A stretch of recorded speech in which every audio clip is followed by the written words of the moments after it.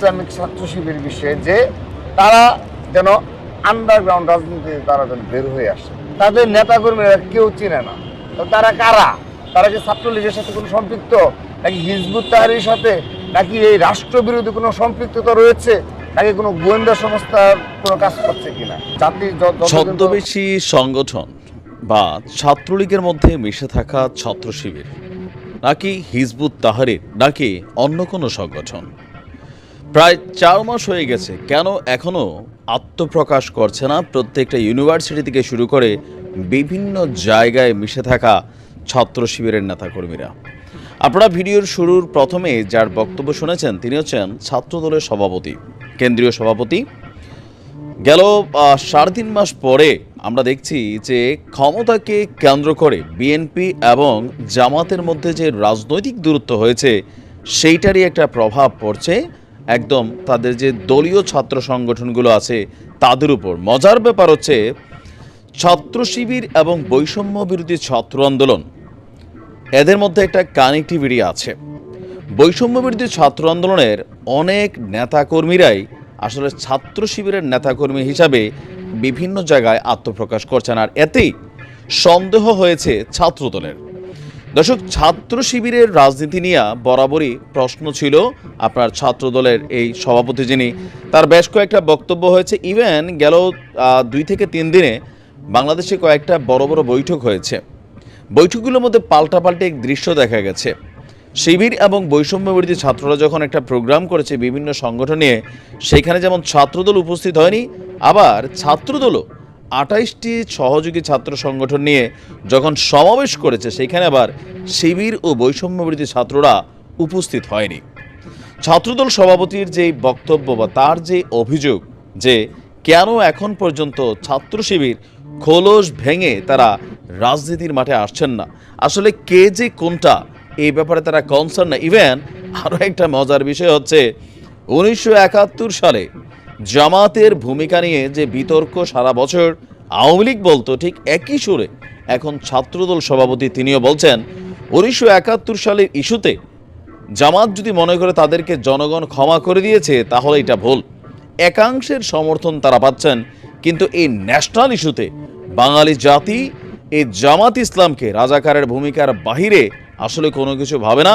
মানে এখন দেখেন মূল ইস্যুটা আমরা যেটা বুঝতে পারছি, আগামী নির্বাচনকে কেন্দ্র করে বা ক্ষমতার মাঠ দখলের লড়াইকে কেন্দ্র করে বিএনপি এবং জামাতের যে রাজনৈতিক দূরত্ব সেইটাই এখন মানে তারা তো ওইভাবে কথা বলছেন না, তবে ছাত্র সংগঠনগুলো কথা বলা শুরু করেছেন। তবে আমরা যদি দেখি বাংলাদেশের বর্তমান প্রেক্ষাপটে বিভিন্ন জায়গায় বা অতীত রাজনৈতিক ইতিহাস বলে ছাত্রদল ছাত্রলীগ মোটামুটি কাছাকাছি লেভেলেই কিন্তু সবসময় অবস্থান করে। শিবির বরাবরই কৌশলী রাজনীতি করে, তবে শিবিরের এই কৌশলী রাজনীতির মধ্যে রয়েছে আবার এক নান্দনিকতা। তারা টেকনিক্যালি আপনি দেখবেন আমজনতার মধ্যে কোনো সন্ত্রাসী গ্রুপ হিসাবে অথবা সন্ত্রাসী ক্যাডার বাহিনী হিসাবে নিজেদেরকে পরিচয় করিয়ে তোলেনি। বিভিন্ন কলেজ ইউনিভার্সিটি ক্যাম্পাসে বিভিন্ন ধরনের সহযোগিতামূলক অ্যাক্টিভিটিতে আপনি জামাতকে পাবেন, তাদের রাজনীতিগুলো অন্য জায়গায়। জামাতের যে ইন্টারনাল রাজনীতি আছে মানে ছাত্র শিবিরের, ধরেন ছাত্রদলের একটা নেতাকে যদি আপনি যখন তো একটা কথা বলেন নগদে 50-100 জন পোলাপাইন এসে আপনাকে কেলাই ফেলবে, কিন্তু শিবির এই কাজটা করে না। শিবির করে কি, কুমিল্লাতে কোনো ঘটনা হলে কেলানোর যদি প্রয়োজন হয় টিম নিয়ে আসে কক্সবাজার থেকে।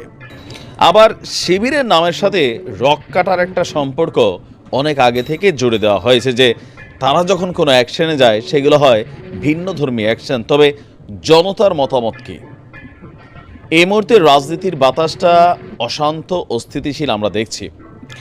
এই মুহূর্তে ডক্টর মোহাম্মদ ইউনূসের সরকারেও জামাত সরকারের একটা ভালোই প্রভাব আছে বলে আমরা দেখতে পাচ্ছি। ইভেন ভারতের মিডিয়াকে যদি আপনি দেখেন, ডক্টর ইউনূসকে সরাসরি তারা এমন ভাষায় কথা বলে যে মৌলবাদী ডক্টর ইউনূস। এখন এই শব্দগুলা কেন? যে জামাত ইসলামের সাথে ডক্টর ইউনূসের যেই ভালোবাসার সম্পর্ক সেইটা ভারত কিন্তু পজিটিভ নিচ্ছে না। ইভেন আপনারা জানেন ভারতের সাথে সম্পর্ক স্থাপন করার জন্য জামাত কিন্তু চেষ্টা করছে, ভারত কিন্তু সেখানে না করে দিয়েছে। যতটা বিএনপির সাথে ভারতের পজিটিভ সম্পর্ক, জামাতের বেলায় ঠিক ততটাই উল্টো চিন্তা ভারতেরও কিন্তু। তো সব কিছু মিলিয়ে এই মুহূর্তে শিবিরের আজকে গতকালকে দেখলাম নোয়াখালী ক্যাম্পাসের টিম আত্মপ্রকাশ করছে। তো আমারও মনে হয় যে আপনারা বিভিন্ন জায়গায় আর কত ছাত্রলীগের ব্যানারে তো অনেক ছিলেন বা আরও বিভিন্ন রকম অ্যাক্টিভিটিসে ছিলেন, এখন আস্তে আস্তে নিজেদের যারা দলীয় নেতাকর্মী তাদের পরিচয় করিয়ে দিন। ছাত্রদল সভাপতি এটাই বলছিল যে এরা যে কে কোনটা আমরা কেমনে বুঝবো, এরা কি হিজবুত তাহরিরের সাথে কানেক্টেড নাকি ছাত্রলীগের সাথে নাকি অন্য কোথাও এরা কানেক্টেড, আমরা তো ভাই এদের নেতা কর্মীদেরকে চিনি না, তো কার সাথে বসে কথা বলবো? কয়েকজন স্পেশাল ক্যারেক্টার ছাড়া বাকিরা সামনে আসেনি। এখন আমরা যারা আমজনতা আছি বা জনগণ আছি তারা আসলে কি ভাবছি, এই যে একদল অন্য দলের বিরুদ্ধে বক্তব্য দেওয়া, একদল অন্য দলকে কাউন্টার করে কথা বলা, ছাত্র শিবিরও যেমন আপনার আমরা যদি একটু দেখি তথ্যপাত্র সহ তারাও কিন্তু পাল্টা কাউন্টার করছেন। যেমন ছাত্রদলের রাজনীতি আর ভারতের কূটনীতি একই রকম লাগছে বলে মন্তব্য করেছে বাংলাদেশ ইসলামী ছাত্র শিবিরের সাবেক সভাপতি রাজিবুর রহমান। তিনি তার ফেসবুক আইডিতে এক পোস্টে এই মন্তব্য করেছেন যে এই মুহূর্তে বিভিন্ন সভা সমাবেশে যখন দুই দলের মধ্যে দূরত্বগুলা চোখের সামনে আসছে, সব ছাত্র সংগঠনের সাথে আলোচনা সভার আয়োজন করেছিল শিবির। সেই সভায় অংশ নিয়েছিল 34টি সংগঠন, তবে ছাত্রদলও কয়েকটি দল সেখানে অংশগ্রহণ করেনি। উপস্থিত না থাকার কারণ জানতে চাইলে শিবিরের পক্ষ থেকে জানানো হয়েছিল তারা সবাইকে দাওয়াত দিয়েছিল, কিন্তু অনেকেই উপস্থিত হয়নি। তো সব কিছু মিলিয়ে আমরা দেখতে পাচ্ছি কথার যুদ্ধ চলছে এই মুহূর্তে শিবির এবং ছাত্র দলের মধ্যে। তা আপনি কি মনে করেন যে আগামী দিনের স্টুডেন্টদের মধ্যে যে পলিটিক্স চলছে সেই পলিটিক্সে শিবিরকে মানুষ বেশি অ্যাকসেপ্ট করবে নাকি ছাত্রদলকে করবে? কারণ ছাত্রলীগ তো বদনাম হো গাই মুন্নি তেরেলি। ভালো থাকবে।